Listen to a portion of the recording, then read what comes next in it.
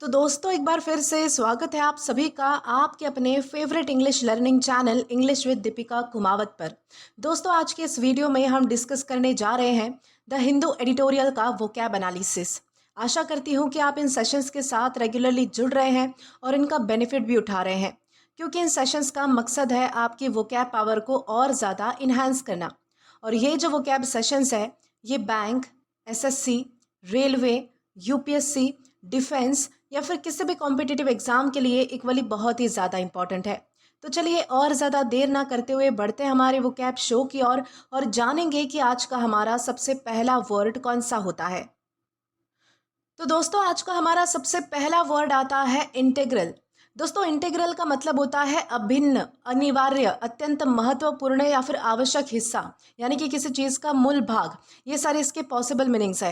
यानी कि इंटीग्रल का मतलब होता है ऐसा हिस्सा या फिर ऐसी चीज़ जो किसी पूरे सिस्टम, प्रोसेस या फिर प्लान या फिर ऑब्जेक्ट के लिए इतनी ज़्यादा ज़रूरी हो कि उसके बिना वो चीज़ अधूरी, कमज़ोर या फिर प्रॉपरली काम ही ना कर सके।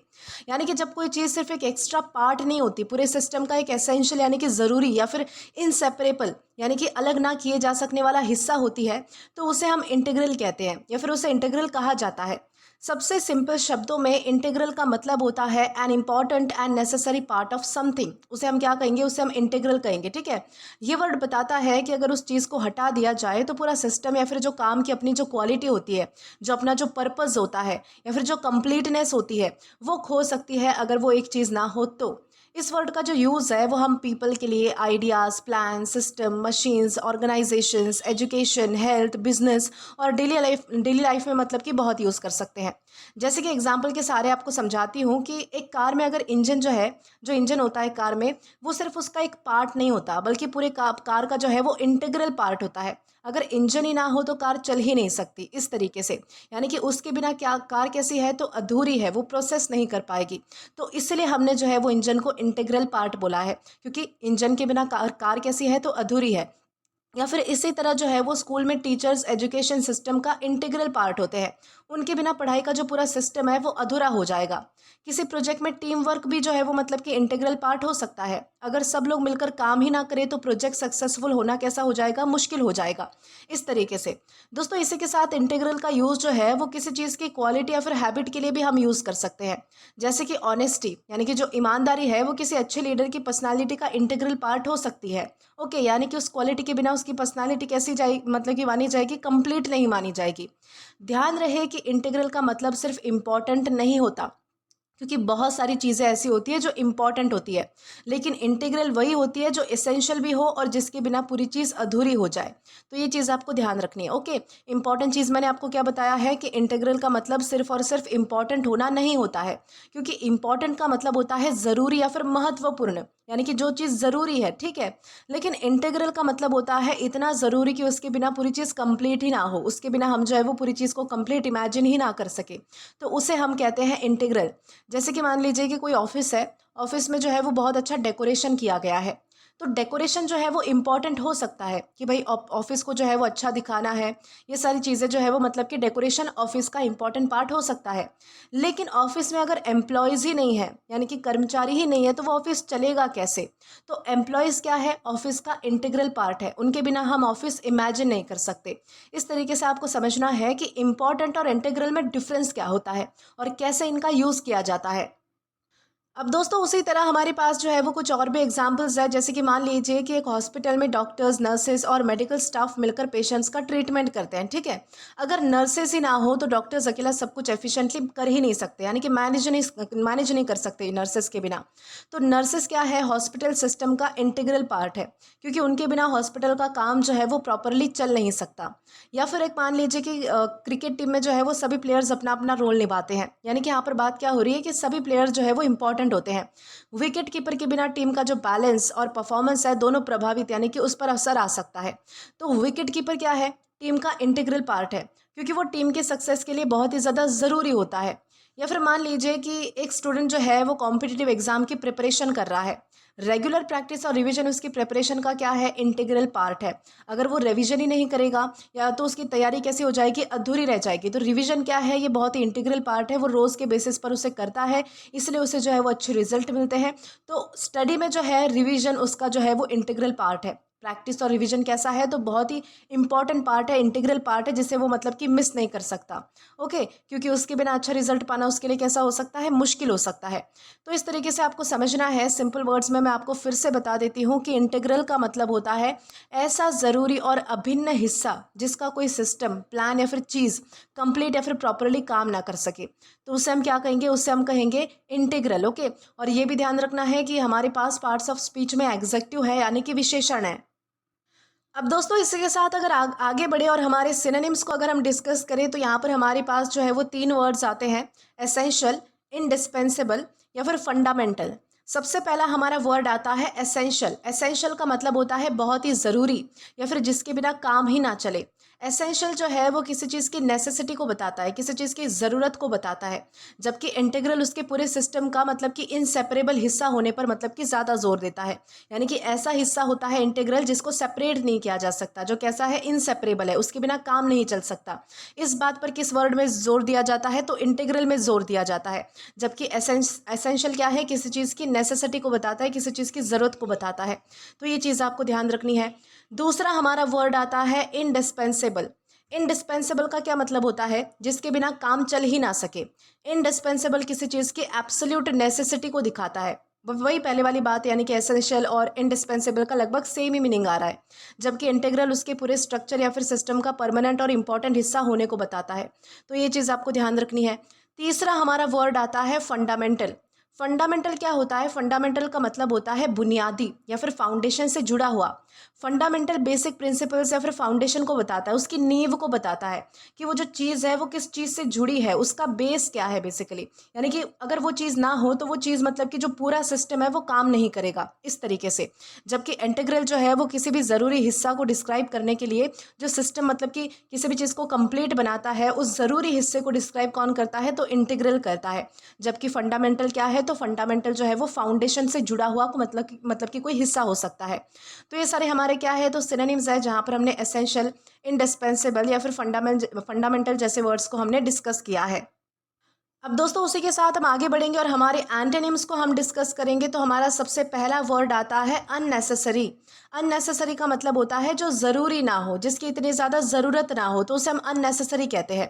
अननेसेसरी चीज़ कैसी होती है, जिसके बिना काम चल भी सकता है, ठीक है। लेकिन इंटीग्रल चीज़ कैसे होती है, जिसके बिना पूरा सिस्टम काम ही नहीं करेगा, उसके बिना काम ही नहीं चल सकता। तो ये कैसे हैं, अपोजिट वर्ड्स है। या फिर हमारा दूसरा वर्ड कौन सा आता है, ऑप्शनल। ऑप्शनल का मतलब होता है जिसे करना या फिर ना करना आपकी मर्जी हो, ठीक है। यानी कि आपके पास क्या है, विकल्प है, ऑप्शन है कि आपको करना है या फिर नहीं करना है, ठीक है। ऑप्शनल चीज़ जो है वो कंपलसरी नहीं होती है, जबकि इंटीग्रल चीज़ कैसी होती है, बहुत ही ज़्यादा ज़रूरी होती है, एसेंशियल होती है, कंपलसरी होती है। इस तरीके से आप ध्यान रख सकते हैं। या फिर हमारा तीसरा वर्ड आता है नॉन एसेंशियल। नॉन एसेंशियल का मतलब होता है जो पूरे सिस्टम के लिए अनिवार्य ना हो, यानी कि जो ज़रूरी ना हो पूरे सिस्टम के लिए। नॉन एसेंशियल हिस्सा जो है वो हटा दिया जाए तो भी सिस्टम चल सकता है, लेकिन जबकि जो इंटीग्रल हिस्सा होता है, अगर उसे हटा दिया जाए तो पूरा सिस्टम वर्क नहीं करेगा, यानी कि अपनी मतलब कि कंप्लीटनेस खो देगा। तो इस तरीके से आपको ध्यान रखना है कि ये सारे हमारे एंटोनिम्स है, जहाँ पर हमने अननेसेसरी, ऑप्शनल या फिर नॉन एसेंशियल जैसे वर्ड्स को डिस्कस किया है। अब दोस्तों इसी के साथ अगर आगे बढ़े और हमारे एग्जाम्पल को डिस्कस करें, तो यहाँ पर आपके सामने एक सेंटेंस है, trust is an integral part of every strong relationship. इस सेंटेंस का मतलब है कि किसी भी मजबूत रिलेशनशिप को बनाए रखने के लिए ट्रस्ट यानी कि जो भरोसा है वो बहुत ही ज़रूरी होता है। अगर रिलेशनशिप में ट्रस्ट ही ना हो तो मिसअंडरस्टैंडिंग्स, डाउट्स और प्रॉब्लम्स बढ़ने लगती है और रिश्ता कमज़ोर हो सकता है। इसलिए यहाँ पर इंटीग्रल का मतलब ऐसे एसेंशियल और इनसेपरेबल हिस्सा से है जिसका मतलब कि बिना एक स्ट्रॉन्ग रिलेशनशिप कंप्लीट और हेल्दी नहीं रह सकता। ओके, इस तरीके से आपको ध्यान रखना है कि हमारा ये जो वर्ड है इंटीग्रल, इसका मीनिंग क्या होता है, इसका मतलब क्या होता है और कैसे हम इसका अलग अलग सेंटेंसेस में यूज़ कर सकते हैं। दोस्तों इसी के साथ हम आगे बढ़ेंगे हमारे अगले वर्ड की ओर। अब दोस्तों इसके बाद हमारा अगला वर्ड आता है लेथार्जिक। दोस्तों लेथार्जिक का मतलब होता है सुस्त, आलसी, ऊर्जा की कमी वाला, ढीला ढाला या फिर थका हुआ। यानी कि लेथार्जिक का मतलब होता है ऐसा व्यक्ति जो बहुत ही ज़्यादा थका हुआ, सुस्त, बिना एनर्जी के या फिर किसी काम को करने में बिल्कुल उत्साह ना दिखाने वाला हो। यानी जब किसी इंसान के अंदर एनर्जी, फ्रेशनेस और काम करने की इच्छा बहुत ही कम हो जाती है और वो हर काम धीरे धीरे करे या फिर कुछ करने का मन ही ना करे उसका, तो उस कंडीशन को हम लेथार्जिक कह सकते हैं। ये जो वर्ड है वो सिर्फ आलस को ही नहीं बताता है, यानी कि लेजीनेस को नहीं बताता है सिर्फ। कई बार कोई इंसान जो है वो बीमारी की वजह से, नींद की कमी की वजह से, यानी कि ज़्यादा काम होने की वजह से, स्ट्रेस की वजह से, वीकनेस की वजह से, या फिर किसी मतलब की दवा के असर की वजह से भी मतलब कि लेथार्जिक फील कर सकता है। इसीलिए लेथार्जिक का मतलब हमेशा ये नहीं होता है कि इंसान जानबूझकर काम नहीं कर रहा है। हो सकता है कि उसके पास सच में एनर्जी ना हो, कोई रीज़न हो, ठीक है? इस तरीके से आपको ध्यान रखना है। जैसे अगर मान लीजिए कि कोई स्टूडेंट है जो कि पूरी रात जो है वो मतलब कि पढ़ाई करता रहा और अगले दिन क्लास में जो है वो उसकी आंखें ही नहीं खुल रही है। वो धीरे-धीरे से बातें कर रहा है, किसी चीज़ में उसको इंटरेस्ट नहीं आ रहा है, किसी पर वो ध्यान नहीं दे पा रहा है, कंसंट्रेट नहीं कर पा रहा है, तो वो लेथार्जिक लग रहा है, ठीक है? यहाँ पर उसका आलस नहीं है, उसके पास रीज़न है कि वो पहले दिन जो है वो इतना ज़्यादा मतलब कि पढ़ चुका है या फिर इतना ज़्यादा जाग चुका है कि दूसरा जो दिन है उसका पूरा मतलब कि अफ़ेक्ट हो रहा है, इस तरीके से। इसी तरह अगर कोई एम्प्लॉय बहुत ही ज़्यादा वर्कलोड की वजह से मेंटली और फिज़िकली एग्ज़ॉस्ट हो चुका है, थक चुका है, तो उसका और मतलब कि काम करने की जो स्पीड है उसकी वो अब कम हो चुकी है। तो उस टाइम पर वो लेथार्जिक उसे कहा जा सकता है, ठीक है? वो लेज़ी नहीं है, लेथार्जिक है, ठीक है? ध्यान रहे कि लेज़ी में और लेथार्जिक में बहुत डिफ़रेंस होता है। एक लेज़ी इंसान के पास एनर्जी हो सकती है, लेकिन वो फिर भी काम नहीं करना चाहता। यानी कि लेज़ी इंसान किसे हम कहेंगे? लेज़ी इंसान यानी कि वो होता है जिसे हम आलसी कहते हैं, जिसके पास एनर्जी होती है, सब कुछ होता है, लेकिन वो फिर भी काम नहीं करता है, उसे लेज़ी कहा जाता है। लेकिन एक जो लेथार्जिक इंसान होता है, उसके पास अक्सर एनर्जी की कमी होती है किसी कारण की वजह से, इसलिए वो एक्टिव नहीं लगता। इस वर्ड का मेन आइडिया है लो एनर्जी, टायर्डनेस या फिर लैक ऑफ एंथुसियाज्म। इस तरीके से आपको ध्यान रखना है। दोस्तों, एक एग्जाम्पल लेते हैं जिससे आपको समझ आएगा कि लेज़ी और लेथार्जिक में क्या डिफरेंस है। मान लीजिए कि एक मतलब कि लड़का है जो कि एक स्टूडेंट भी है और उसे होमवर्क करना है, लेकिन उसका मन नहीं हो रहा क्योंकि उसे टीवी देखनी है सबसे पहले। तो यहाँ पर आप देख सकते हैं कि उसके पास एनर्जी है, वो टीवी भी तो देखेगा, तो जागेगा, बैठेगा, सारी चीज़ें होगी, है ना? तो उसके पास एनर्जी तो है, तो वो एनर्जी कहाँ पर लगाना चाहता है? टीवी देखने में लगाना चाहता है, ना कि होमवर्क करने में। मतलब उसके पास एनर्जी होते हुए, यानी कि इसके बावजूद भी वो अपना होमवर्क नहीं कर रहा है, काम नहीं कर रहा है, तो वो लड़का कैसा है? लेज़ी है, उसे हम लेज़ी कह सकते हैं। लेकिन मान लीजिए कि वहीं दूसरी तरफ एक और स्टूडेंट है जिसको बहुत ही ज़्यादा तेज़ बुखार है, इतना ज़्यादा बुखार है, उसकी इतनी ज़्यादा तबीयत खराब है कि वो उठ भी नहीं पा रहा है, तो वो लेथार्जिक है, उसकी एनर्जी नहीं है उतनी, उसकी एनर्जी में कैसी है? कमी है, उसकी एनर्जी कम पड़ रही है, ठीक है? वो उठ नहीं पा रहा है और स्पेशली उसके पास एक रीज़न है जो कि वैलिड भी है, ठीक है? तो वो लेथार्जिक है। इस तरीके से आपको समझना है कि लेज़ी में और लेथार्जिक में डिफरेंस क्या है, ओके? ये सारी चीज़ें समझते हुए ही आपको जो है वो अपने सेंटेंसेस में वर्ड का यूज़ करना है। आपको एक क्लैरिटी होनी चाहिए कि कब आपको लेज़ी यूज़ करना है, कब आपको मतलब कि लेथार्जिक का यूज़ करना है, इस तरीके से। अब दोस्तों उसी तरीके से हमारे पास कुछ और भी एग्जांपल्स है, जैसे कि मान लीजिए कि एक एम्प्लॉय है, उसने जो है वो लगातार 3 दिन ओवर टाइम काम किया है, ठीक है? चौथे दिन ऑफिस में उसकी जो है वो आंखें भारी हो चुकी है, आंखें खुल ही नहीं रही। वो धीरे धीरे काम कर रहा है, किसी काम में मतलब कि इंटरेस्ट नहीं दिखा रहा है, उसे नींद आ रही है, ये सारी चीज़ें हो रही है उसके साथ। तो वो लेथार्जिक लग रहा है क्योंकि उसके शरीर और दिमाग में जो है वो एनर्जी की कमी हो चुकी है, क्योंकि पहले उसने इतना काम कर लिया ना, इस तरीके से, ओके? तो वो लेजी नहीं है, ऐसा नहीं है कि उसके पास एनर्जी है वो फिर भी काम नहीं कर रहा, बल्कि उसकी एनर्जी जो है वो पहले कहीं पर कंज्यूम हो चुकी है और अब उसमें एनर्जी नहीं बची, इसीलिए वो सारी ऐसी सारी चीज़ें फील कर रहा है कि वो काम नहीं कर पा रहा है, धीरे धीरे बातें कर रहा है या फिर उसे नींद आ रही है, तो उसे हम लेथार्जिक कहेंगे, ठीक है? या फिर मान लीजिए कि हमारे पास दूसरा एग्जाम्पल है कि एक कोई डॉग है जो कि पूरे दिन जो है वो धूप में भागता रहता है और शाम को वो एक कोने में चुपचाप लेट गया और उठने का भी मन नहीं कर रहा है उसका, क्योंकि उसमें एनर्जी ही नहीं बची। तो वो जो डॉग है वो लेथार्जिक हो चुका है क्योंकि उसकी सारी एनर्जी खत्म हो चुकी है और वो बहुत ही थका हुआ है। इस तरीके से आपको समझना है। सिंपल वर्ड्स में मैं आपको फिर से बता देती हूँ कि लेथार्जिक का मतलब होता है ऐसा व्यक्ति या फिर ऐसी कंडीशन जिसमें एनर्जी की कमी हो, शरीर और दिमाग सुस्त हो जाए और किसी काम को करने का मतलब कि हमारे अंदर उत्साह ना बचे, एक्साइटमेंट ना बचे, हमारे अंदर एनर्जी ना बचे, तो उसे हम लेथार्जिक कहते हैं। और ये भी ध्यान रखना है कि हमारे पास पार्ट्स ऑफ स्पीच में एग्जेक्टिव है, यानी कि विशेषण है। अब दोस्तों हमारे सिनोनिम्स को हम डिस्कस करेंगे, तो यहाँ पर हमारे पास 3 वर्ड्स हैं, स्लगिश, लिस्टलेस या फिर इनएक्टिव। सबसे पहला हमारा वर्ड कौन सा आता है? स्लगिश। स्लगिश का मतलब होता है बहुत ही धीरे धीरे चलने या फिर काम करने वाला। स्लगिश जो है वो बेसिकली मूवमेंट या फिर स्पीड पर ज़्यादा फोकस करता है, जबकि लेथार्जिक एनर्जी और एंथुजियाज्म की कमी को भी दिखाता है। ये डिफरेंस आपको समझना है। दूसरा हमारा वर्ड आता है लिस्टलेस। लिस्टलेस का मतलब होता है जिसमें किसी काम में इंटरेस्ट या फिर एनर्जी ना हो। लिस्टलेस का जो फोकस है वो मोटिवेशन और इंटरेस्ट की कमी पर होता है, जबकि लेथार्जिक फिजिकल और मेंटल टायर्डनेस भी मतलब कि इंक्लूड करता है। ये भी आपको ध्यान रखना है। तीसरा हमारा वर्ड आता है इनएक्टिव। दोस्तों इनएक्टिव का मतलब होता है जो एक्टिव ना हो या फिर काम ना कर रहा हो, उसे हम क्या कहेंगे, उसे हम इनएक्टिव कहते हैं।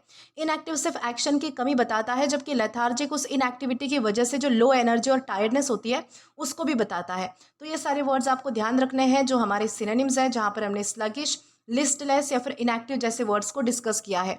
अब दोस्तों इसी के साथ अगर हम आगे बढ़े और हमारे एंटोनिम्स को डिस्कस करें तो यहाँ पर हमारे पास अगेन 3 वर्ड्स आते हैं, एनर्जेटिक, एक्टिव या फिर विगरस। सबसे पहला हमारा वर्ड आता है एनर्जेटिक। एनर्जेटिक का मतलब होता है एनर्जी और उत्साह से भरा हुआ।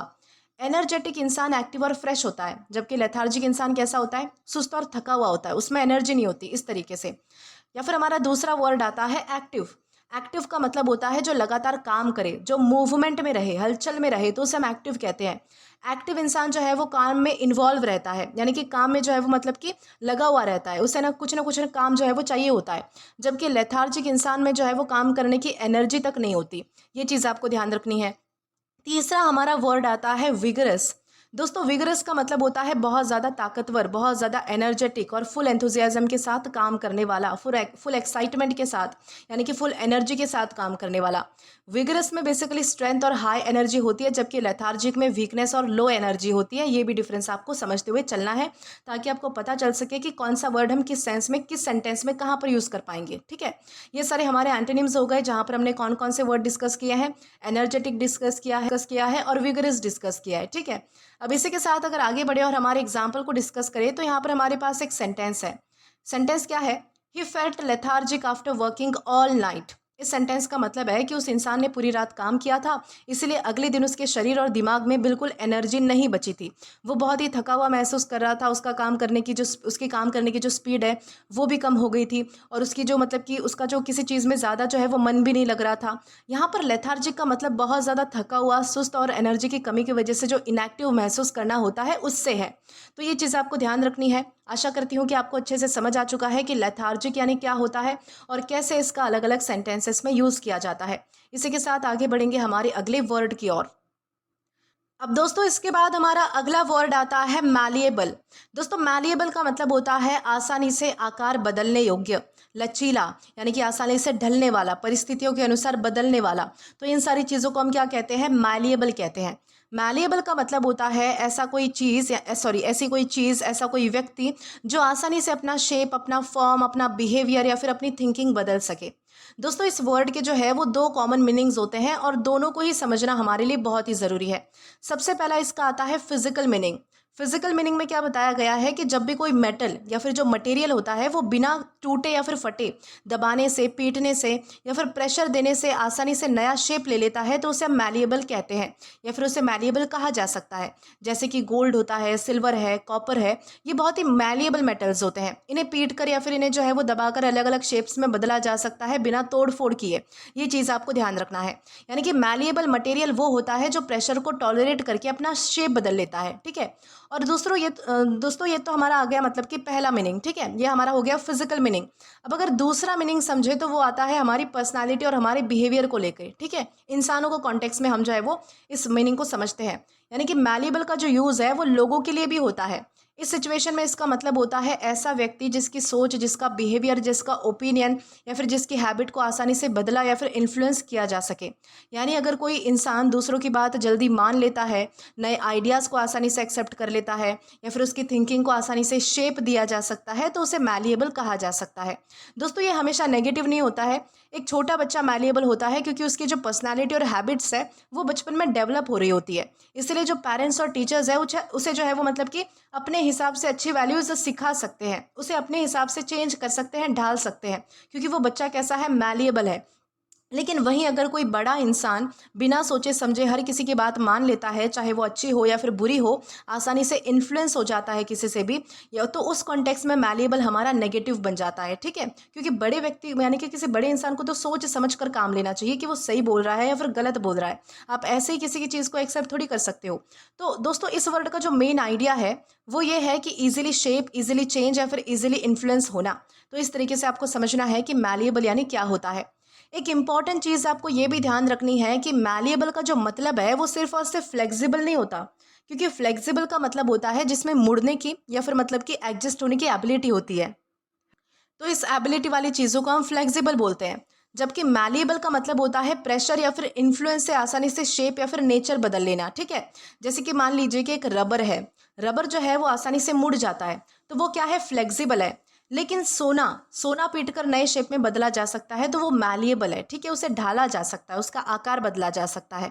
इस तरीके से आपको डिफरेंस समझना है कि फ्लेक्सिबल और मैलिएबल में डिफरेंस क्या है। ओके, इसी के साथ आगे बढ़ते हैं। हमारे पास कुछ और भी एग्जाम्पल्स है, और भी मतलब की सिचुएशंस है। जैसे कि मान लीजिए कि एक जो मतलब कि ज्वेलरी मेकर है, वो सोने का एक टुकड़ा लेता है और वो उसे पीट कर एक सुंदर सा मतलब कि ब्रेसलेट बना देता है। तो गोल्ड कैसा है, मैलिएबल है, क्योंकि वो बिना टूटे आसानी से नया शेप ले लेता है।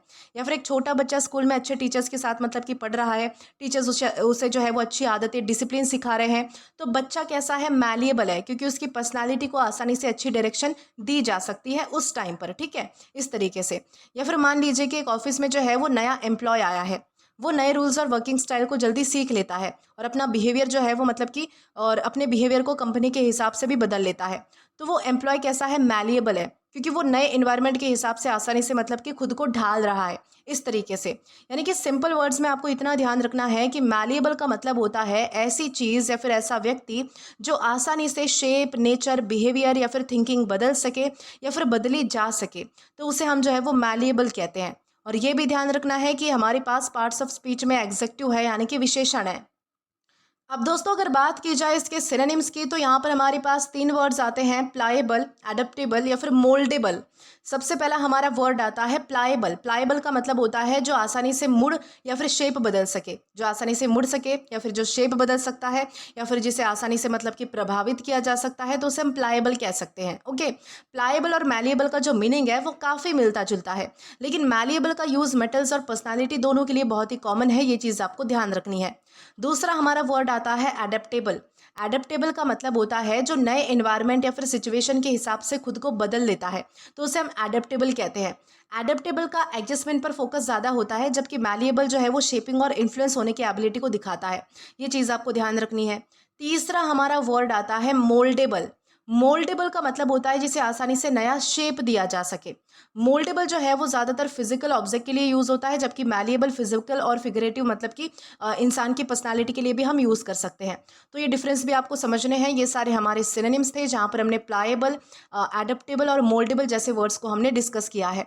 अब इसी के साथ अगर आगे बढ़े और हमारे एंटोनिम्स को डिस्कस करें, तो यहाँ पर हमारे पास अगेन 3 वर्ड्स हैं, आप देख सकते हैं। सबसे पहला है रिजिड, देन है इनफ्लेक्सिबल और दूसरा है अनयील्डिंग। सबसे पहला हमारा वर्ड क्या आता है, रिजिड। रिजिड का मतलब होता है जो शेप ना बदले और ना ही अपनी सोच या फिर बिहेवियर आसानी से बदले, उसे हम क्या कहते हैं, रिजिड कहते हैं। जो मतलब कि कठोर है, एक जगह पर टिका हुआ है, सख्त है बेसिकली। रिजिड में जो है वो फ्लेक्सिबिलिटी और चेंज की कमी होती है। जो चीज़ फ्लेक्सिबल नहीं है, जो चीज़ चेंज हम नहीं कर सकते, वो कैसी है, वो कड़क है, कठोर है, उस तरीके से आप समझ पाओगे, जो चेंज नहीं कर सकते हम, ठीक है। जबकि मैलिएबल में हमने क्या पढ़ा था कि मैलिएबल में चीज़ें जो है वो आसानी से चेंज की जा सकती है, उनका शेप बदला जा सकता है, ठीक है। तो ये डिफरेंस आपको समझना है कि रिजिड मतलब क्या है और मैलिएबल इसके साथ कैसे अपोजिट वर्ड में फिट बैठता है। दूसरा हमारा वर्ड क्या आता है, दूसरा हमारा वर्ड आता है इनफ्लेक्सिबल। इनफ्लेक्सिबल का मतलब होता है जो एडजस्ट या फिर चेंज ना हो। इनफ्लेक्सिबल इंसान या फिर चीज़ अपनी पोजीशन या फिर नेचर पर टिकी रहती है, जबकि मैलिएबल आसानी से बदल जाती है। ये चीज़ भी आपको ध्यान रखनी है।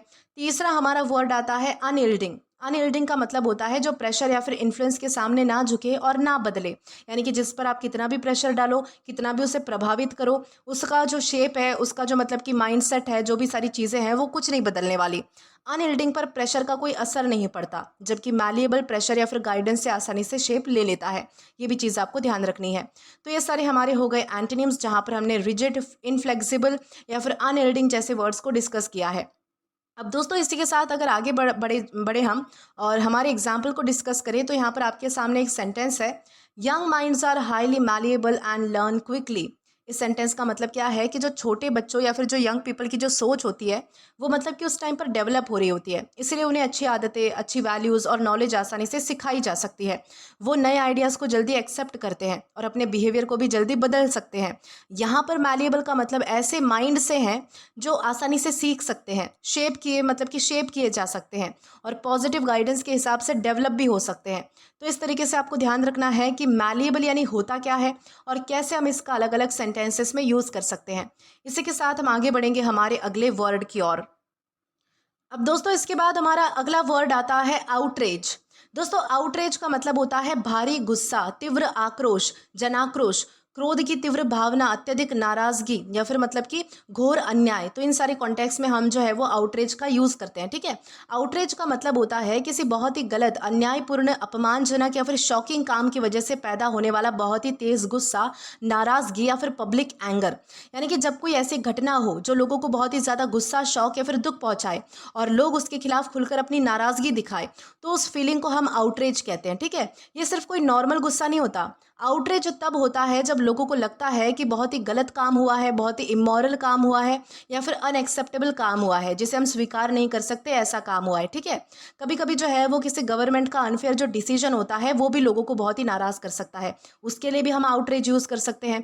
कभी किसी मतलब कि मासूम या फिर इनोसेंट पर्सन के साथ गलत बिहेवियर होने पर पब्लिक गुस्से में आ जाती है, तो तब भी आउटरेज यूज हो सकता है। कभी किसी कंपनी की इररिस्पॉन्सिबल एक्शन की वजह से कस्टमर बहुत ज़्यादा नाराज हो जाते हैं, तो इन सारी सिचुएशंस में, इन सभी सिचुएशंस में आउटरेज वर्ड यूज किया जा सकता है।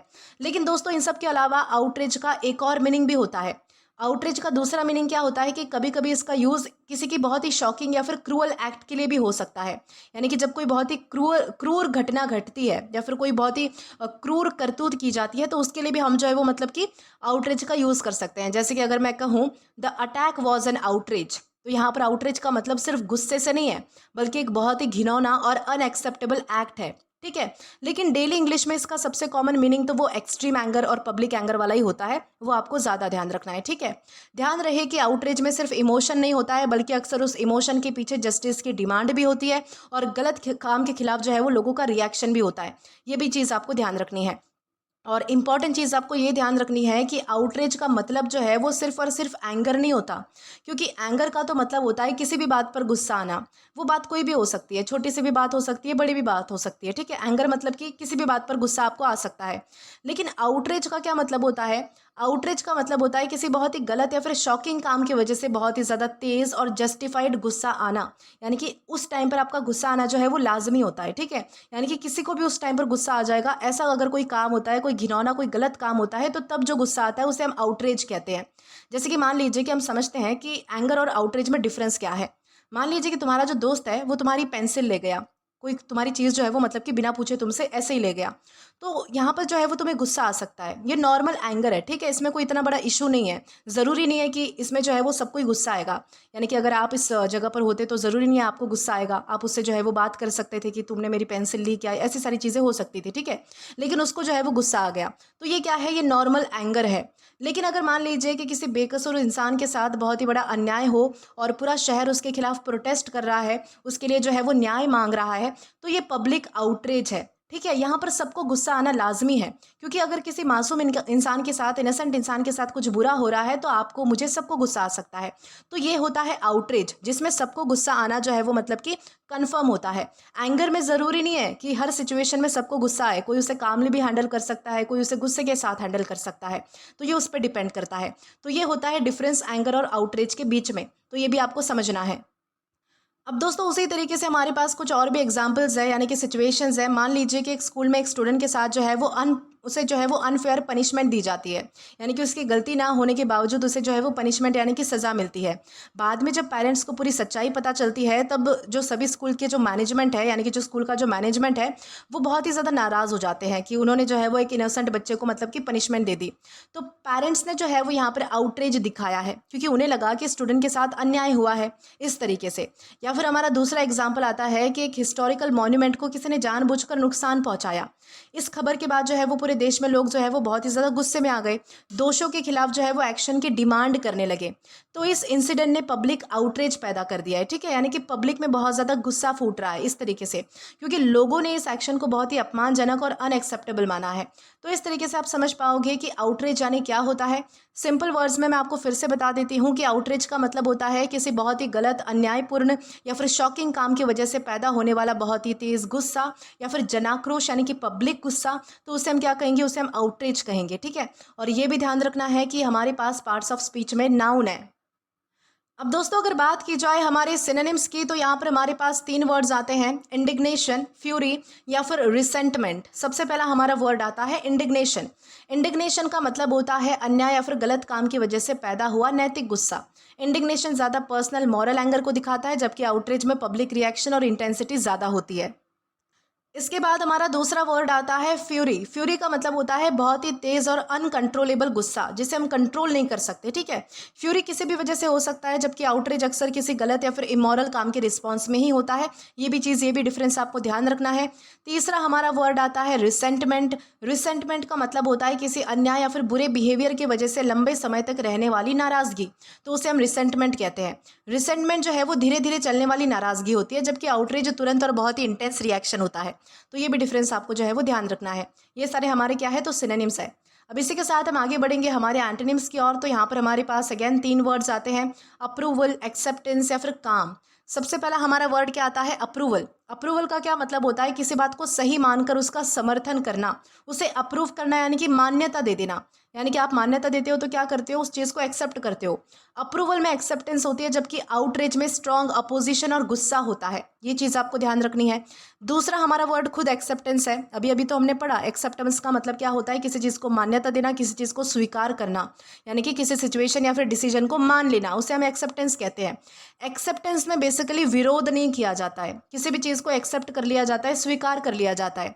जबकि आउटरेज में क्या होता है, लोग जो है वो खुलकर विरोध करते हैं, नाराज़गी दिखाते हैं अपनी किसी गलत काम के प्रति। तो इस तरीके से आपको ध्यान रखना है कि एक्सेप्टेंस और मतलब कि हमारा जो वर्ड है आउटरेज, उसमें क्या डिफरेंस है। तीसरा हमारा वर्ड आता है काम। काम का मतलब होता है शांति और बिना गुस्से वाली स्थिति, यानी कि ऐसी कंडीशन जहाँ पर कोई गुस्सा नहीं है, बिल्कुल एकदम शांति है। काम में इमोशंस कैसे होते हैं, कंट्रोल में होते हैं। इस तरीके से आपको ध्यान रखना है। तो ये सारे हमारे एंटोनिम्स थे, जहाँ पर हमने अप्रूवल, एक्सेप्टेंस, काम, इस तरीके की जो सारे वर्ड्स हैं वो डिस्कस किए हैं। अब दोस्तों अगर इसी के साथ आगे बढ़े और हमारे एग्जाम्पल को डिस्कस करें, तो यहाँ पर हमारे पास एक सेंटेंस है, the unfair decision cause public outrage. इस सेंटेंस का मतलब क्या है कि जो डिसीजन लिया गया था वो लोगों को अन्यायपूर्ण और गलत लगा, यानी कि लोगों के हिसाब से वो डिसीजन कैसा था, तो गलत था। और इसी वजह से बहुत सारे लोग जो है वो मतलब कि बहुत ही ज़्यादा नाराज़ हो गए। उन्होंने उस डिसीजन का विरोध किया और उसके खिलाफ अपनी आवाज़ उठाई। यहाँ पर आउटरीच का मतलब किसी गलत या फिर अनफेयर काम की वजह से पैदा हुआ बहुत ही तेज़ जनाक्रोश या फिर पब्लिक एंगर से है। ये चीज़ आपको ध्यान रखनी है। आई होप आपको अच्छे से समझ आ चुका है कि आउटरीच यानी क्या होता है और कैसे हम इसका अलग अलग सेंटेंसेस में यूज़ कर सकते हैं। इसी के साथ हम आगे बढ़ेंगे हमारे अगले वर्ड की ओर। अब दोस्तों इसके बाद हमारा अगला वर्ड आता है प्लेसेट। दोस्तों प्लेसेट का मतलब होता है शांत करना, किसी को मनाना, गुस्सा शांत करना, तसल्ली देना, नाराज़ व्यक्ति को मनाना या फिर शांत करना। तो ये सारे इसके मीनिंग्स है। प्लेसेट का मतलब होता है कि किसी गुस्से में, किसी नाराज़ या फिर परेशान व्यक्ति को ऐसे शब्दों या फिर एक्शंस के थ्रू शांत करना कि उसका गुस्सा कम हो जाए और वो दोबारा पहले जैसा नॉर्मल हो जाए। यानी जब कोई इंसान किसी बात की वजह से बहुत ही नाराज़ होता है, अपसेट होता है या फिर एंग्री होता है, तो आप उसे प्यार से समझा कर, माफ़ी मांग कर, एक्सप्लेनेशन देकर या फिर कोई सोल्यूशन देकर उसका गुस्सा अगर कम करने की कोशिश करते हैं, तो इसी एक्शन को हम प्लेसेट करना कहते हैं। इस वर्ड का जो यूज़ है वो सिर्फ काम डाउन करने के लिए नहीं होता है। इसमें एक इंपॉर्टेंट आइडिया होता है कि जिस इंसान को गुस्सा आया है उसके इमोशंस को सेटिस्फाई या फिर ईज करने की कोशिश यहाँ पर की जा रही है। कभी कभी जो है वो किसी की कंप्लेंट सुनना, उसकी प्रॉब्लम सॉल्व करना या फिर उसे सिंसियरली अपॉलॉजी देना भी प्लेसेट करना हो सकता है। जैसे अगर मान लीजिए कि किसी कस्टमर को कंपनी की जो सर्विस से है बहुत ज़्यादा गुस्सा आ जाता है, तो कंपनी उसे जो है वो अपॉलॉजी देती है, माफ़ी मांगती है, उसे रिफंड देती है, उसकी प्रॉब्लम को सॉल्व करती है। वो कहती है कि हमें आगे से जो है वो हमारी ऐसी कभी गलती नहीं होगी। तो कंपनी क्या कर रही है, कस्टमर को प्लेसेट करने की कोशिश कर रही है, उसे मनाने की कोशिश कर रही है, उसके गुस्से को शांत करने की कोशिश कर रही है।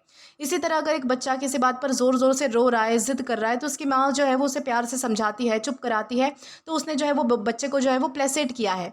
ध्यान रहे कि प्लेसेट का मतलब हमेशा प्रॉब्लम को जो है वो परमानेंटली सॉल्व करना नहीं होता है। कई बार सिर्फ गुस्सा या फिर नाराज़गी कम करना भी प्लेसेट कहा जा सकता है। ठीक है, एक इम्पॉर्टेंट चीज़ आपको ये भी ध्यान रखनी है कि प्लेसेट का मतलब सिर्फ कंफर्ट देना नहीं होता, क्योंकि कंफर्ट का क्या मतलब होता है, किसी दुखी या फिर परेशान इंसान को इमोशनल सपोर्ट देना, उसे हम कंफर्ट देना कहते हैं। लेकिन प्लेसेट का मतलब होता है खास तौर पर किसी गुस्से या फिर नाराज़गी को कम करना। यानी कि कोई इंसान दुखी हो तो उसे कंफर्ट दिया जाता है, लेकिन अगर कोई इंसान गुस्से में हो तो उसे प्लेसेट किया जाता है। ये डिफरेंस आपको ध्यान रखना है ताकि आपको समझ आए कि आपको कब कौन सा वर्ड यूज़ करना है। जैसे कि हम जो है वो एग्जाम्पल के सहारे समझेंगे कि कंफर्ट और प्लेसेट में डिफरेंस क्या होता है। मान लीजिए कि आपका एक दोस्त है जो कि एग्ज़ाम में फ़ेल हो गया है और वो बहुत ही ज़्यादा उदास है। तो तुम उसे कंफर्ट कर सकते हो, उसे सपोर्ट कर सकते हो अच्छी अच्छी बातों से कि कोई बात नहीं, अगली बार और ट्राई करना और अच्छा करना, ये सारी चीज़ें। तो ये हो गया उसे कंफर्ट देना। लेकिन अगर वो तुमसे नाराज़ है और तुम उसे मना कर उसका गुस्सा कम करते हो, मान लीजिए कि आपका दोस्त किसी बात से गुस्से में है आपसे, ठीक है, आप उसे मना रहे हो, आप उसे शांत करवा रहे हो, तो तुम क्या कर रहे हो, उसे प्लेसेट कर रहे हो, ठीक है। जब वो नाराज़ था तो तुमने उसे कंफर्ट दिया, और जब वो गुस्से में है तो तुम उसे प्लेसेट कर रहे हो, मना रहे हो। तो ये डिफरेंस होता है प्लेसेट में और कंफर्ट में। दोस्तों इस तरीके से आपको ध्यान रखना है। इसी के साथ हमारे पास कुछ और भी एग्जांपल्स आते हैं, जैसे कि मान लीजिए कि कस्टमर को जो है वो रेस्टोरेंट में बहुत ही देर तक मतलब कि खाना नहीं मिला। वो मैनेजर पर गुस्सा हो गया कि क्या है, इतनी देर तक मुझे खाना नहीं मिला, मैं कब से वेट कर रहा हूँ, ये सारी चीज़ें, ये सारी बातचीत उनके बीच में होती है। तो मैनेजर ने सिंसियरली जो है वो पहले तो उससे माफ़ी मांगी, फिर जो है वो बाद में उसको फ्री डेजर्ट दिया, यानी कि अपनी तरफ से मतलब कि कॉम्प्लीमेंट्री डेजर्ट उस कस्टमर को दिया गया, और ऑर्डर जो है वो उन्हें जल्दी सर्व करवाया गया। तो ये माफ़ी मांगने का, यानी कि उसे शांत करवाने का, प्लेसेट करवाने का एक तरीका हो गया कि पहले माफ़ी मांगी गई, फिर फ्री डेजर्ट यानी कि कॉम्प्लीमेंट्री डेजर्ट भी दिया गया, फिर जितना जल्दी हो सके उसे खाना सर्व किया गया, ताकि वो कस्टमर जो है वो किसी तरीके से शांत हो जाए और उनकी रेपुटेशन ख़राब ना हो। तो मैनेजर ने यहाँ पर क्या किया, कस्टमर को प्लेसेट किया, क्योंकि कस्टमर का गुस्सा कम करने की यहाँ पर मतलब की कोशिश हुई इस तरीके से। या फिर मान लीजिए कि एक बच्चा अपना फेवरेट टॉय ना मिलने की वजह से ज़ोर ज़ोर से रो रहा है, उसकी माँ जो है वो उसे प्यार से समझाती है, गले लगाती है, उसका ध्यान किसी और एक्टिविटी में लगा देती है। तो माँ ने क्या किया है, बच्चे को प्लेसेट किया है, क्योंकि उसने उसकी नाराज़गी और गुस्सा जो है वो शांत कर दिया है इस तरीके से। यानी कि सिंपल वर्ड्स में आपको बस इतना ध्यान रखना है कि प्लेसेट का मतलब होता है किसी गुस्से या फिर नाराज़ व्यक्ति को समझाकर, माफ़ी मांगकर, उसे सल्यूशन देकर शांत करवाना या फिर उसका गुस्सा कम करना, तो उससे हम क्या कहेंगे, प्लेसेट करना हम उसे कहेंगे।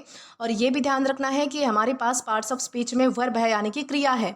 अब दोस्तों अगर बात की जाए सिनोनिम्स के बारे में, तो यहाँ पर हमारे पास 3 वर्ड्स आते हैं, पैसिफाई, अपीज या फिर सूद। सबसे पहला हमारा वर्ड आता है पैसिफाई। पैसिफाई का मतलब होता है गुस्से या फिर एजिटेशन को शांत कर देना। पैसिफाई जो है वो जनरल पीस लाने पर फोकस करता है, जबकि प्लेसेट में किसी नाराज़ व्यक्ति को सेटिस्फाई करके उसका जो है वो गुस्सा कम करने का आइडिया ज़्यादा होता है।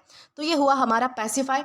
दूसरा हमारा वर्ड आता है अपीज। अपीज का मतलब होता है किसी की डिमांड या फिर विशेष को पूरा करके उसका जो है वो गुस्सा कम करना। तो उसमें जो है वो अपीज हम यूज़ कर सकते हैं। अपीज में अक्सर जो है वो किसी की डिमांड मान ली जाती है, किसी की बातें मान ली जाती है, और फिर उसका जो गुस्सा है वो शांत कराया जाता है।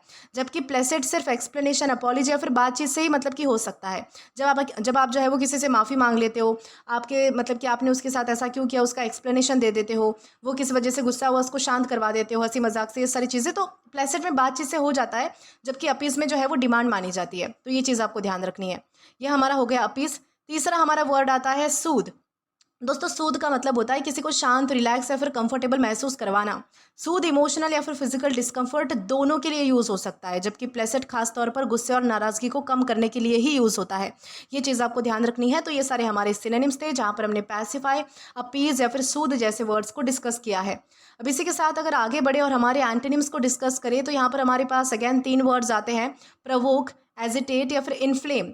सबसे पहला हमारा वर्ड क्या आता है, प्रवोक। प्रवोक का मतलब होता है जानबूझकर किसी को गुस्सा दिलाना, किसी को भड़काना बेसिकली, तो उसे हम प्रवोक कहते हैं। प्रवोक में क्या होता है, गुस्सा बढ़ाया जाता है, जबकि प्लेसेट में गुस्सा कम किया जाता है। दूसरा हमारा वर्ड आता है एजिटेट। एजिटेट का मतलब होता है किसी को और ज़्यादा परेशान या फिर गुस्से में कर देना, किसी को और ज़्यादा परेशान करना, किसी को और ज़्यादा गुस्सा दिलाना, तो उसमें हम जो है वो एजिटेट का यूज़ कर सकते हैं। तीसरा हमारा वर्ड आता है इन्फ्लेम। इन्फ्लेम का मतलब होता है किसी के गुस्से या फिर इमोशंस को और ज़्यादा भड़का देना। जैसे जो है वो अगर आप आग में पेट्रोल डाल दो तो वो और ज़्यादा भड़क जाती है, उसकी फ्लेम और ज़्यादा बढ़ जाती है। तो उसी तरीके से इन्फ्लेम का मतलब होता है कि किसी के गुस्से को और ज़्यादा बड़ा कर देना, और ज़्यादा बढ़ा देना, और ज़्यादा भड़का देना, तो उसे हम इन्फ्लेम करना कहते हैं। तो ये सारे हमारे क्या थे, एंटोनिम्स थे, जहाँ पर हमने प्रवोक, एजिटेट और इन्फ्लेम जैसे वर्ड्स को डिस्कस किया है। इसी के साथ आगे बढ़ते हैं और हमारे एग्जाम्पल को डिस्कस करते हैं। यहाँ पर आपके सामने एक मतलब की सेंटेंस है, she tried to placate the angry customer with a sincere apology. इस सेंटेंस का मतलब क्या है कि कस्टमर जो है वो किसी बात की वजह से बहुत ही नाराज़ था। उस महिला ने उसका गुस्सा कम करने के लिए दिल से माफ़ी मांगी और अपनी बातों से उसे शांत कराने की कोशिश की। यहाँ पर प्लेसेट का मतलब किसी नाराज़ या फिर गुस्से में व्यक्ति को अपॉलॉजी, एक्सप्लेनेशन या फिर अच्छे बिहेवियर के जरिए शांत कराना और उसकी नाराज़गी कम करने से है। ठीक है, इस तरीके से आपको ध्यान रखना है कि प्लेसेट यानी क्या होता है और कैसे हम इसका अलग अलग सेंटेंसेस में यूज़ कर सकते हैं। इसी के साथ हम आगे बढ़ेंगे हमारे अगले वर्ड की ओर। अब दोस्तों इसके बाद हमारा अगला वर्ड आता है क्वेस्ट। दोस्तों क्वेस्ट का मतलब होता है खोज, तलाश, किसी महत्वपूर्ण चीज़ की खोज करना, लक्ष्य प्राप्त करने की यात्रा। तो ये सारे इसके पॉसिबल मीनिंग्स है। क्वेस्ट का मतलब होता है किसी बहुत ही इंपॉर्टेंट, वैल्यूएबल या फिर मीनिंगफुल चीज़ को पाने, ढूंढने या फिर अचीव करने के लिए की गई लंबी और पर्पस के साथ की जाने वाली जो खोज या फिर जर्नी होती है उसे हम क्वेस्ट कहते हैं। यानी जब कोई इंसान सिर्फ किसी चीज़ को ढूंढने के लिए नहीं बल्कि एक बड़े गोल, सपने या फिर इंपॉर्टेंट ऑब्जेक्टिव को पूरा करने के लिए लगातार मेहनत और सफ़र करता है तो उसे हम क्वेस्ट कहते हैं या फिर उसे क्वेस्ट कहा जाता है। ये वर्ड जो है वो सिर्फ नॉर्मल सर्च यानी कि तलाश के लिए यूज़ नहीं होता। क्वेस्ट में हमेशा एक स्ट्रॉन्ग पर्पस होता है, एक डिटर्मिनेशन और लॉन्ग एफर्ट का आइडिया होता है। जैसे कि कभी किसी साइंटिस्ट की नई जो मेडिसिन की खोज होती है उसे भी क्वेस्ट कहा जा सकता है।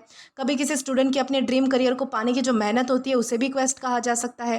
कभी किसी एक्सप्लोरर की किसी अनजानी जगह को ढूंढने की जो जर्नी होती है उसे भी क्वेस्ट कहा जा सकता है।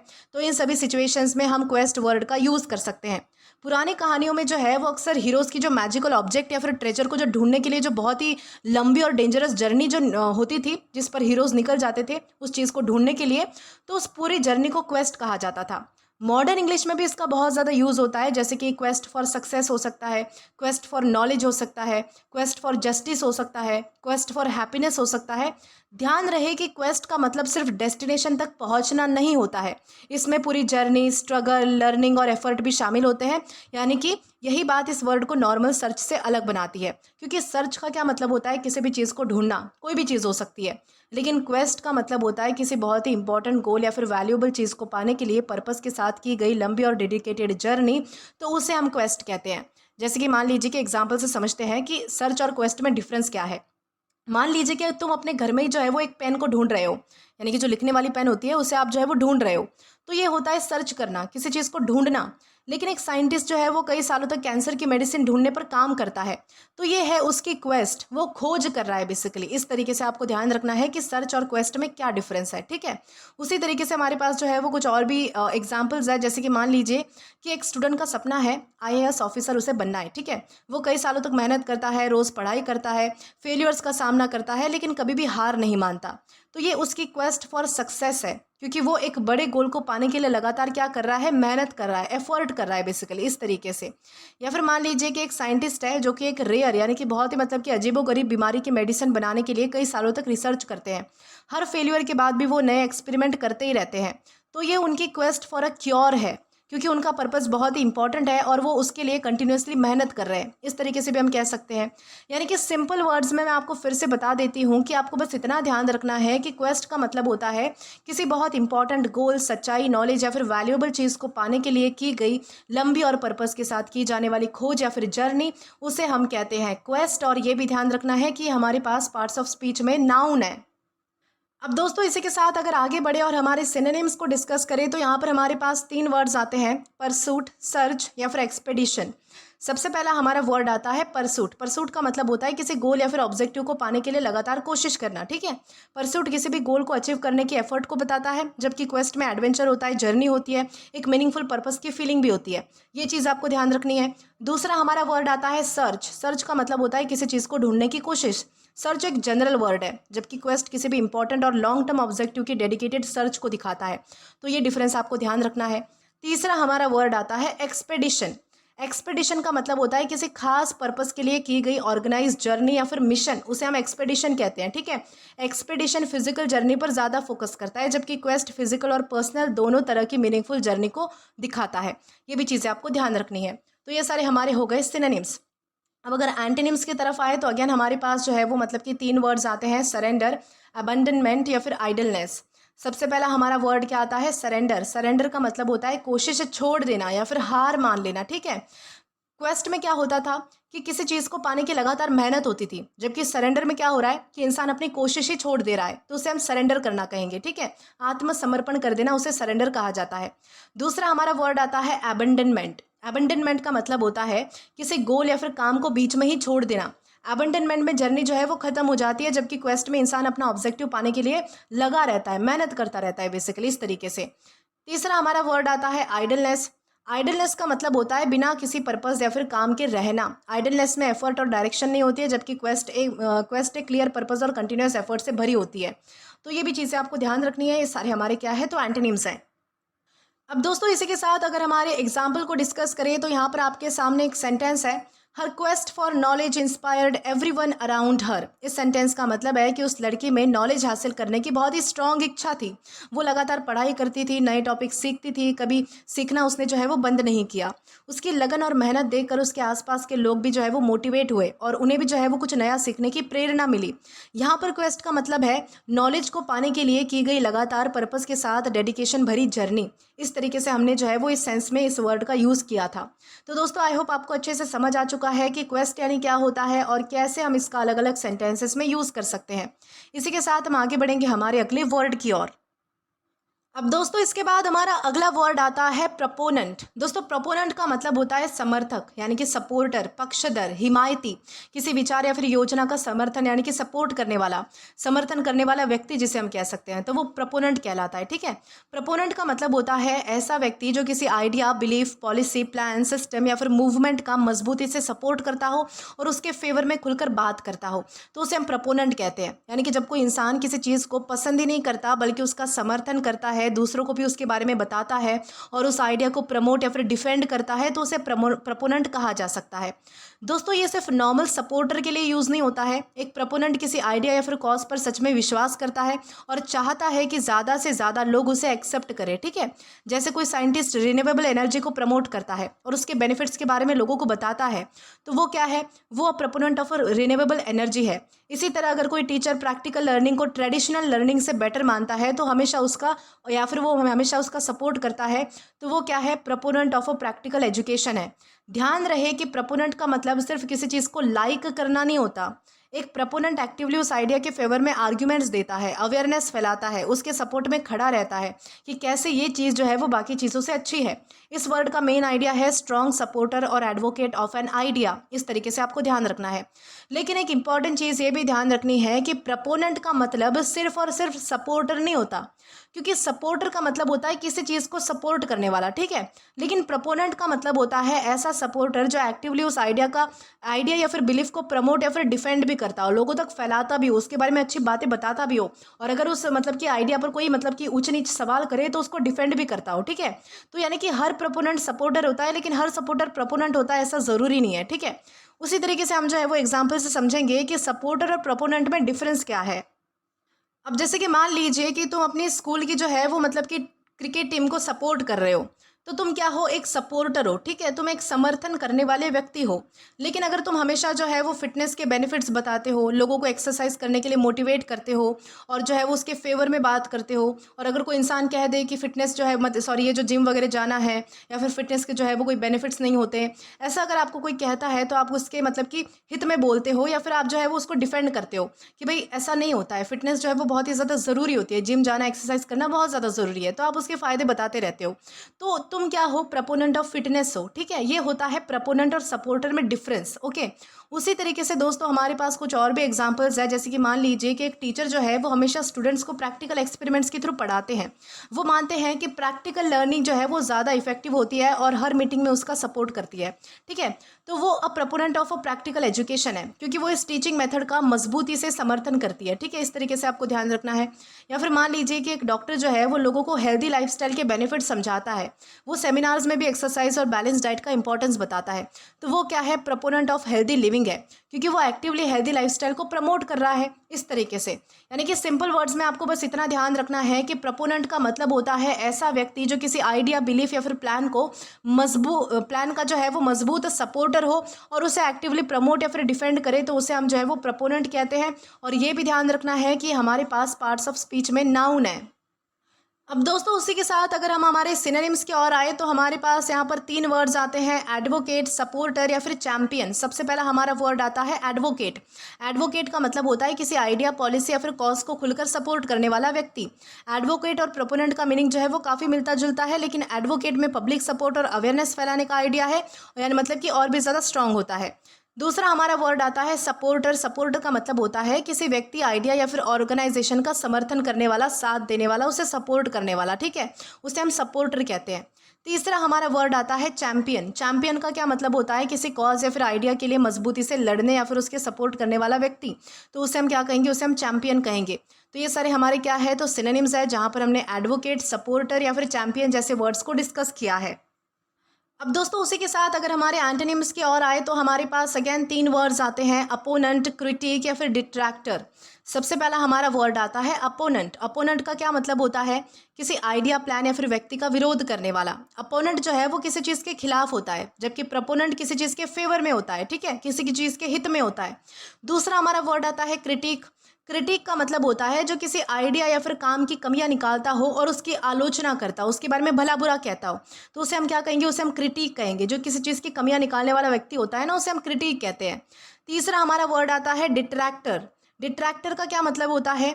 जो किसी व्यक्ति, आइडिया या फिर चीज़ की रेप्यूटेशन या फिर वैल्यू को कम करने की कोशिश करे। डिट्रैक्टर जो है वो किसी चीज़ की इमेज को खराब करता है, जबकि प्रोपोनेंट उसकी इमेज और एक्सेप्टेंस को बढ़ाने की कोशिश करता है। इस तरीके से आपको ध्यान रखना है कि अपोनेंट, क्रिटिक और डिट्रैक्टर जो है वो हम कैसे यूज़ कर सकते हैं और इनका मतलब क्या है। अब दोस्तों इसी के साथ हम आगे बढ़े और हमारे एग्जाम्पल को डिस्कस करें तो यहाँ पर हमारे पास एक सेंटेंस है, she is a strong proponent of equal education for all children. इस सेंटेंस का मतलब है कि वो महिला मानती है कि हर बच्चे को बिना किसी भेदभाव के बराबर शिक्षा मिलनी चाहिए। वो सिर्फ इस बात पर विश्वास ही नहीं करती बल्कि इसके सपोर्ट में आवाज़ भी उठाती है, लोगों को इसकी इंपॉर्टेंस भी समझाती है और इस आइडिया को प्रमोट भी करती है। यहाँ पर प्रपोनेंट का मतलब ऐसे व्यक्ति से है जो किसी इंपॉर्टेंट आइडिया या फिर मतलब कि मजबूत समर्थक हो और उसके फेवर में एक्टिवली काम करे और ज़रूरत पड़ने पर उसे डिफेंड भी करे। तो इस तरीके से हमने समझा है कि प्रपोनेंट यानी क्या होता है। दोस्तों इसी के साथ हम आगे बढ़ेंगे हमारे अगले वर्ड की ओर। अब दोस्तों इसके बाद हमारा अगला वर्ड आता है नेक्सस। दोस्तों नेक्सस का मतलब होता है संबंध, जुड़ाव, कड़ी, संपर्क, आपसी संबंध, जोड़ने वाला बिंदु। तो इन सारी चीज़ों को हम क्या कहते हैं? नेक्सस कहते हैं। नेक्सस का मतलब होता है दो या फिर दो से ज़्यादा लोगों को, चीज़ों को, आइडियाज़ को या फिर इवेंट्स या फिर सिचुएशंस के बीच का एक ऐसा कनेक्शन या फिर रिलेशनशिप जो मतलब कि उन्हें एक दूसरे से जोड़ता है। यानी कि जब अलग अलग चीज़ें किसी कॉमन पॉइंट, रीज़न या फिर रिलेशनशिप की वजह से एक दूसरे से जुड़ी होती है तो उस कनेक्शन को हम नेक्सस कहते हैं। ओके, ये जो वर्ड है वो सिर्फ नॉर्मल कनेक्शन के लिए यूज़ नहीं होता है। नेक्सस अक्सर स्ट्रॉन्ग, मीनिंगफुल और इंपॉर्टेंट रिलेशनशिप को डिस्क्राइब करता है। कभी कभी जो है वो दो इवेंट्स के बीच कनेक्शन हो सकता है, कभी किसी डिसीजन और उसके रिजल्ट के बीच में कनेक्शन हो सकता है, कभी किसी बिजनेस और टेक्नोलॉजी एक दूसरे से मतलब कि कनेक्टेड हो सकती है। तो इन सभी सिचुएशन में हम नेक्सस का यूज़ कर सकते हैं। जैसे कि मान लीजिए कि रिसर्चर्स जो है वो किसी डिसीज़ और पोल्यूशन के बीच में रिलेशन ढूंढते हैं कि कहीं ये जो है वो ये जो बीमारी है वो पोल्यूशन की वजह से तो नहीं हो रही। तो पोल्यूशन में और उस बीमारी में क्या है? नेक्सस है, कनेक्शन है। इसी तरह अगर किसी सिटी में एजुकेशन और एम्प्लॉयमेंट एक दूसरे को डायरेक्टली अफेक्ट करते हैं कि अगर एजुकेशन कम है तो मतलब कि रोज़गार भी कम होगा, एजुकेशन बढ़ रहा है तो मतलब कि रोज़गार भी ज़्यादा हो रहा है। तो ये सारी चीज़ें, एजुकेशन और एम्प्लॉयमेंट क्या है? एक दूसरे से जुड़े हुए हैं, इनके बीच क्या है? नेक्सस है। ओके, कभी कभी नेक्सस का मतलब एक सेंट्रल लिंक या फिर कनेक्टिंग पॉइंट भी होता है जहां पर कई रिलेशनशिप एक साथ मिलते हैं। ध्यान रहे कि नेक्सस का मतलब सिर्फ कांटेक्ट या फिर मीटिंग नहीं होता। इसका मतलब होता है ऐसा मीनिंगफुल कनेक्शन, दो या फिर दो से ज़्यादा चीज़ों को लॉजिकली या फिर प्रैक्टिकली जो जोड़ता हो। ठीक है, उस तरीके से आपको समझना है कि नेक्सस का मतलब क्या होता है। दोस्तों डिफरेंस समझते हैं कि कनेक्शन और नेक्सस में डिफरेंस क्या है। जैसे कि तुम्हारा फ़ोन है, तुम्हारा फ़ोन और तुम्हारे ये फ़ोन के जो चार्जर है उसके बीच में कनेक्शन है, ठीक है, ये होता है नॉर्मल कनेक्शन। लेकिन एजुकेशन और करियर की जो सक्सेस है उसके बीच में एक स्ट्रॉन्ग रिलेशनशिप होता है। अगर एजुकेटेड हो तो आपको सक्सेस मिलना मतलब कि लाजमी है, तो ये होता है नेक्सस। ठीक है, किसी चीज़ के बीच में रिलेशन होना, तो उसे हम कहेंगे नेक्सस। दोस्तों उसी तरीके से हमारे पास कुछ और भी एग्जाम्पल्स है। जैसे कि मान लीजिए कि एक स्टूडेंट जो है वो रोज़ मेहनत से पढ़ाई करता है, कुछ साल बाद उसे अच्छी जॉब मिल जाती है, तो मेहनत और सक्सेस के बीच एक स्ट्रॉन्ग नेक्सस है। ठीक है, क्योंकि दोनों एक दूसरे से डायरेक्टली जुड़े हुए थे, क्योंकि उसने मेहनत की इसलिए उसे सक्सेस मिली। ठीक है, इस तरीके से। या फिर मान लीजिए कि डॉक्टर देखते हैं कि जिन एरियाज़ में पोल्यूशन ज़्यादा है वहाँ पर ब्रीदिंग की प्रॉब्लम्स भी जो है वो ज़्यादा होती है, सांस लेने में दिक्कत आती है जहाँ पर पोल्यूशन ज़्यादा है, उस तरीके से।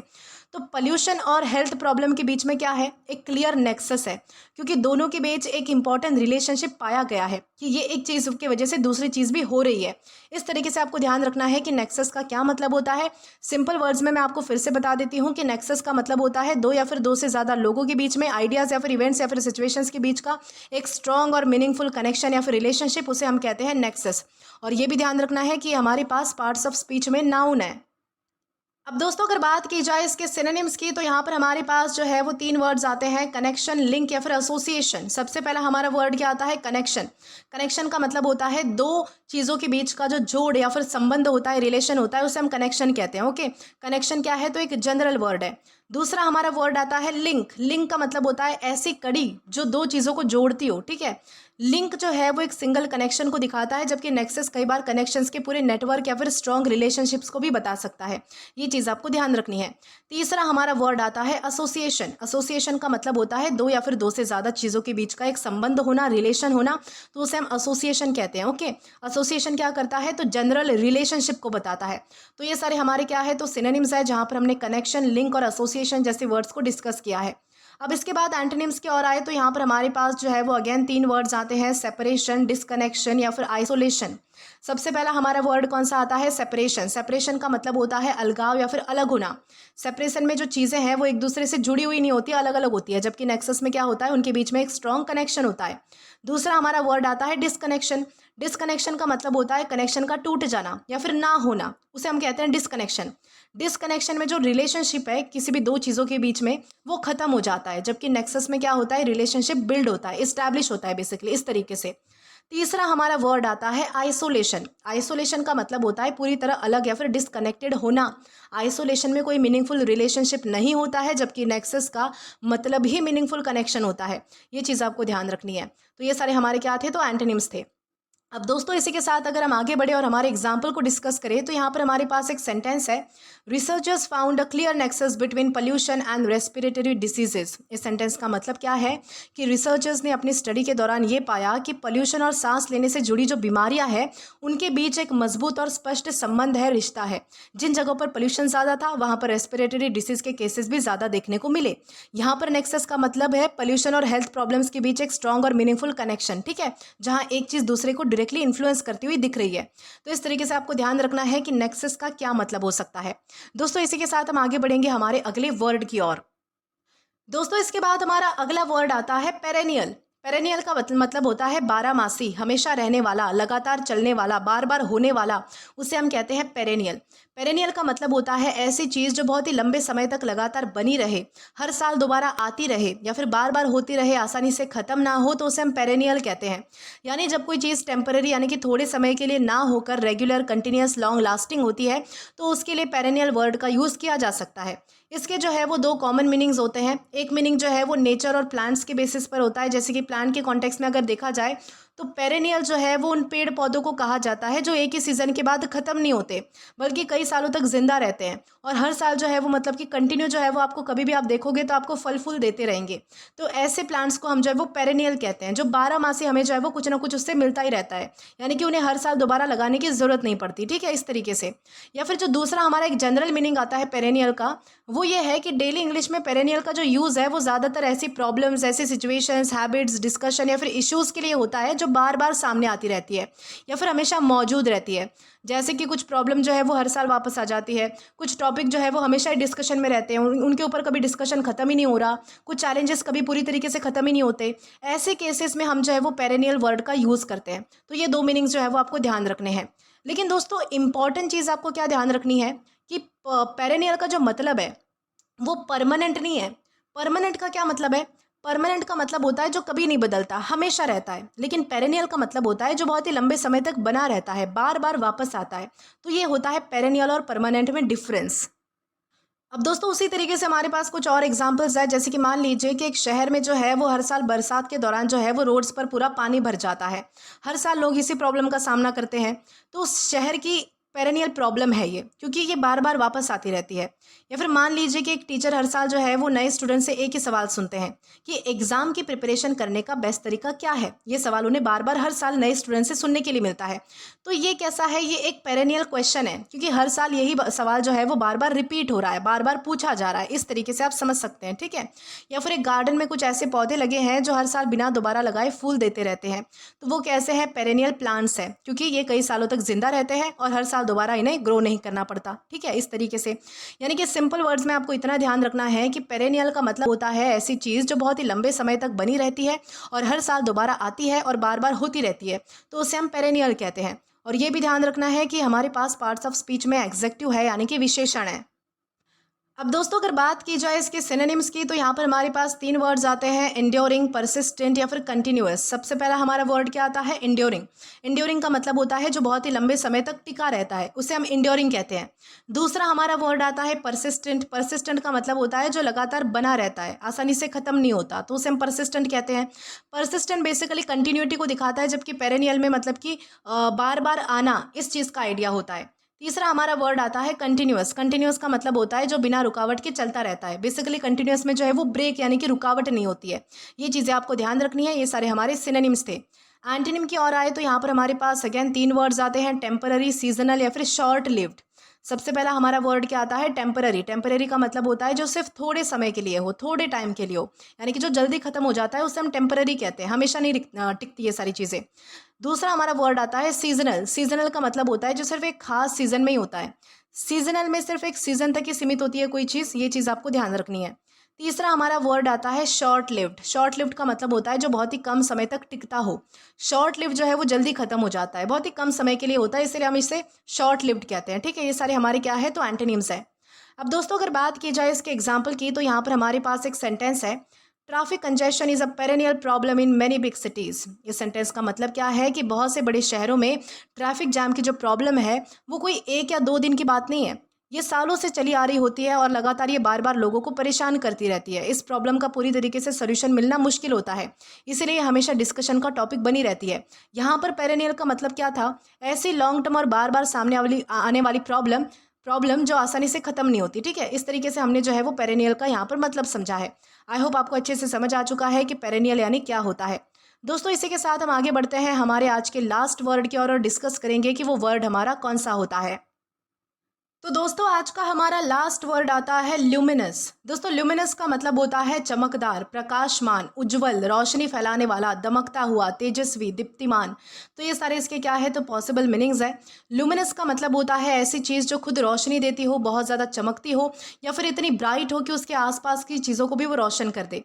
यानी जब कोई ऑब्जेक्ट, कोई प्लेस, कोई चीज़ इतनी ज़्यादा लाइट एमिट करे, यानी कि इतनी ज़्यादा रोशनी निकाले कि अपनी ब्राइटनेस की वजह से बहुत मतलब कि चमकदार दिखाई दे, तो उसे हम लुमिनस कह सकते हैं। ठीक है, ये जो वर्ड है वो सिर्फ फिजिकल लाइट के लिए नहीं बल्कि किसी व्यक्ति के फेस के लिए, किसी व्यक्ति की स्माइल, उसकी आईज, पर्सनालिटी या फिर आइडियाज़ के लिए भी हम यूज़ कर सकते हैं। इस सिचुएशन में लुमिनस का मतलब होता है बहुत ही ब्राइट, अट्रैक्टिव, ग्लोइंग या फिर इंस्पायरिंग होना।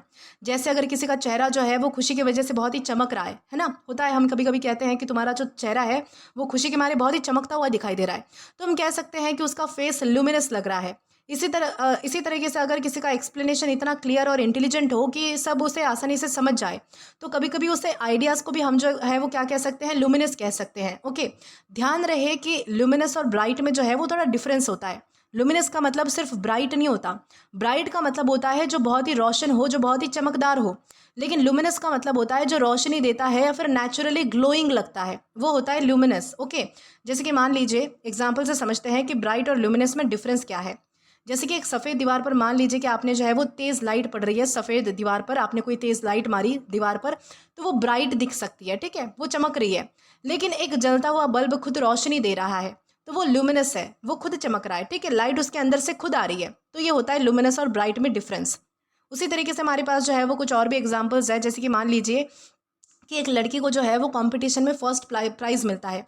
खुशी की वजह से उसका जो चेहरा है उस पे एक प्यारी सी स्माइल यानी कि प्यारी सी चमक आ जाती है, तो उसका फेस कैसा लग रहा है? ल्यूमिनस लग रहा है, क्योंकि उसकी खुशी उसके चेहरे पर साफ नज़र आ रही है, तो हम उसके लिए ल्यूमिनस यूज़ कर सकते हैं।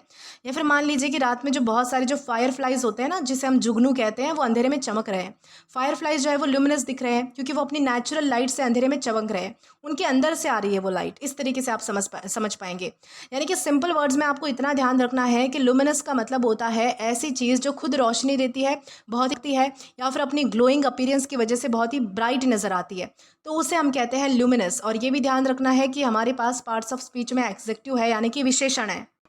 दोस्तों अब अगर बात करें इसके सिनोनिम्स की तो यहाँ पर हमारे पास 3 वर्ड्स हैं, रेडियंट, ग्लोइंग एंड ब्रिलियंट। इनका जो मतलब है ना वो लगभग सिमिलर ही है।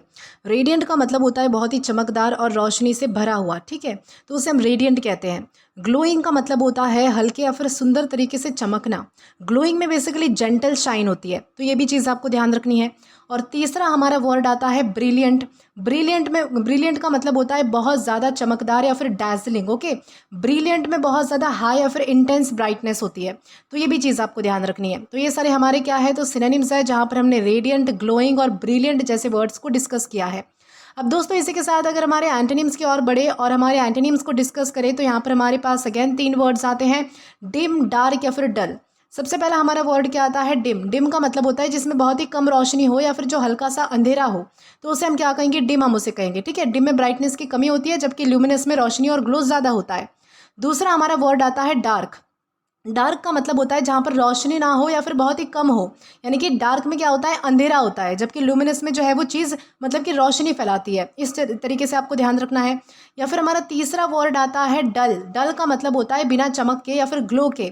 डल चीज़ जो है वो फीकी या फिर बिना शाइन की होती है। ओके, यानी कि फीकी फीकी सी होती है, तो उसे हम डल कहते हैं। तो ये सारे हमारे क्या है, तो एंटोनिम्स है जहाँ पर हमने डिम, डार्क या फिर डल जैसे वर्ड्स को डिस्कस किया है। अब दोस्तों इसी के साथ अगर आगे बढ़े और हमारे मतलब कि सेंटेंस को यानी कि एग्जाम्पल को डिस्कस करें तो यहाँ पर आपके सामने एक सेंटेंस है, the moon looked luminous in the clear night sky. इस सेंटेंस का मतलब क्या है कि रात का आसमान बिल्कुल साफ था और चांद बहुत ही सुंदर तरीके से चमक रहा था। उसकी रोशनी आसपास के आसमान को भी मतलब कि रोशन कर रही थी, जिस वजह से वो जो है वो बहुत ही ब्राइट और अट्रैक्टिव दिख रहा था। यहाँ पर ल्यूमिनस का मतलब क्या है, ऐसी चमक से है इसका मतलब जो रोशनी फैलाती हो या फिर बहुत ही ग्लोइंग या फिर ब्राइट नजर आए, तो उसे हम जो है वो ल्यूमिनस कह सकते हैं। तो आई होप आपको अच्छे से समझ आ चुका है कि ल्यूमिनस यानी क्या होता है और कैसे इसका यूज़ किया जाता है।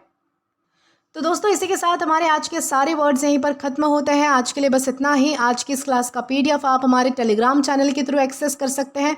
और अगर आपने अभी तक हमारा टेलीग्राम चैनल ज्वाइन नहीं किया है तो टेलीग्राम पर English with Deepika Kumawat search करके या फिर डिस्क्रिप्शन में दिए गए लिंक के थ्रू, साथ ही साथ अभी जो आपको आपकी स्क्रीन पर QR कोड दिख रहा है वहाँ से भी आप जो है वो डायरेक्टली स्कैन करके हमारा टेलीग्राम चैनल ज्वाइन कर सकते हैं, ताकि आप कभी भी किसी भी नए आने वाले वीडियोज़ को लेकर कोई भी अपडेट्स को मिस ना करें। और दोस्तों अगर आपको आज का ये वीडियो पसंद आया है या फिर हेल्पफुल लगा है तो do like this video, subscribe the channel and share as much as you can. और अगर आपने इससे पहले वाले वीडियोस नहीं देखे हैं तो यहाँ पर मैंने एक प्लेलिस्ट प्रोवाइड कर दी है, जहाँ पर आप क्लिक करके वो सभी पहले वाले वीडियोस भी देख सकते हैं और उन्हें एक्सप्लोर भी कर सकते हैं। Till then keep learning. Thank you.